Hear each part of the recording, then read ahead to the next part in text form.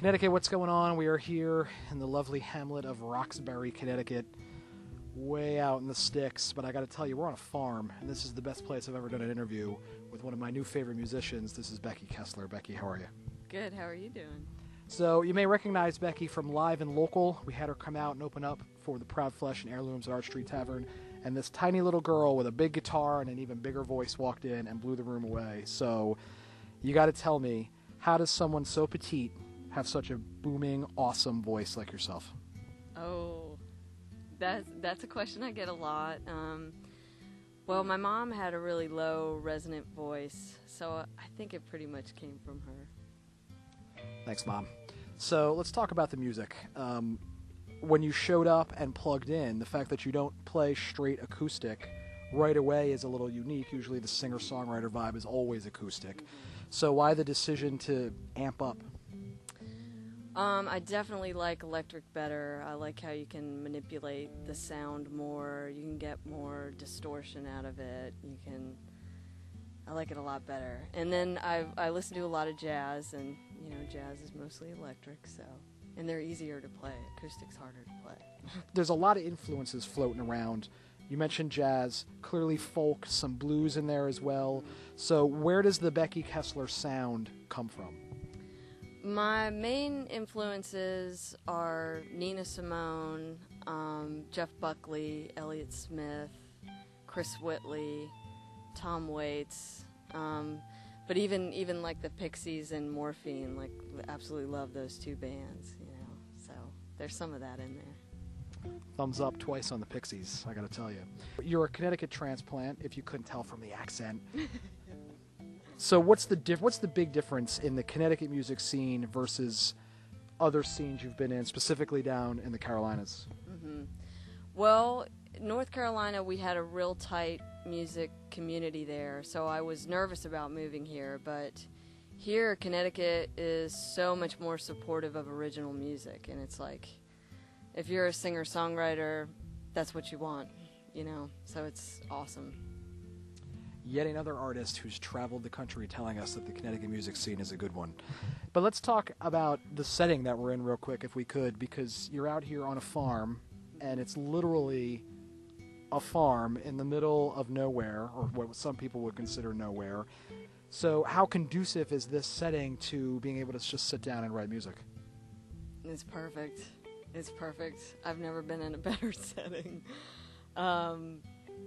I've been writing so much since we moved here. I'll bet I've written over 10 songs since we moved here in February, so it's awesome. That's a lot of music. So we're going to go into a live performance right now that we just saw up in the farmhouse. You want to introduce this song for us? It's called Long Hard Wait. Check it out.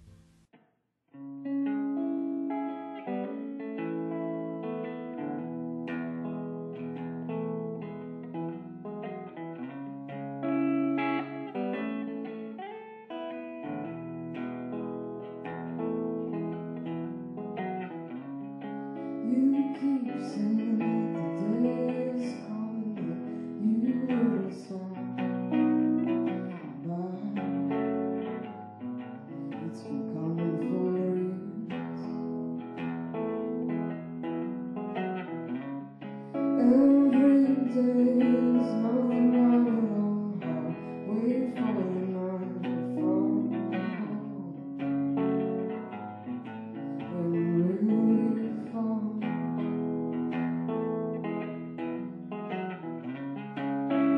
Don't get lost on your way home tonight, baby.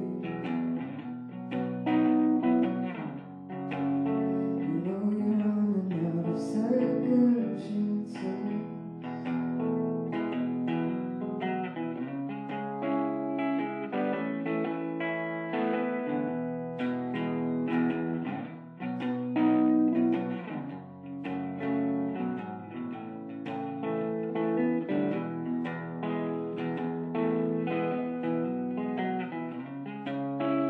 I'll be coming up with all the lines I want to tell you all about.